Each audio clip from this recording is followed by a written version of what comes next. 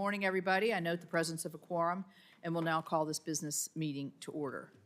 For the information of the members of the committee, Ranking Member Whitehouse and I will deliver our opening statements, and once we have a sufficient attendance, we will immediately proceed to the votes to report out nominations, resolutions, and legislation. After the votes, senators who wish to be recognized to speak on the nominations, resolutions, or legislations may do so.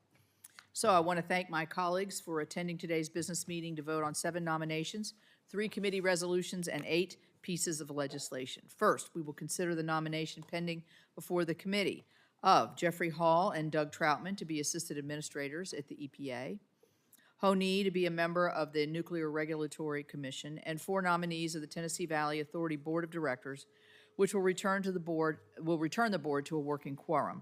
Each of these nominees is well qualified, and I urge my colleagues to support their nominations. We will also consider 3 committee resolutions related to the Ronald Reagan Building in Washington, D.C., and 8 pieces of legislation. The 3 committee resolutions approve prospectuses from the General Services Administration for repairs and alterations at the Ronald Reagan Building. 2 of these prospectuses address important repairs immediately needed at the building. The final prospectus is the GSA's proposed plan to replace the current FBI headquarters at the J. Edgar Hoover Building with a renovated space at the Ronald Reagan Building.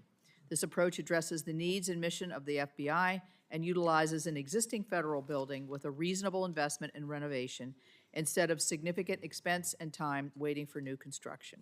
I believe the GSA's plan is a responsible and efficient way to address this years-long problem. Finally, the bills we consider today are largely bipartisan measures drafted by a variety of members of the committee.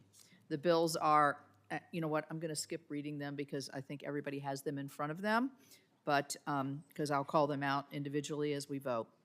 I want to thank all of our members for their work on these bills, and I am proud that this committee can continue its bipartisan work on passing legislation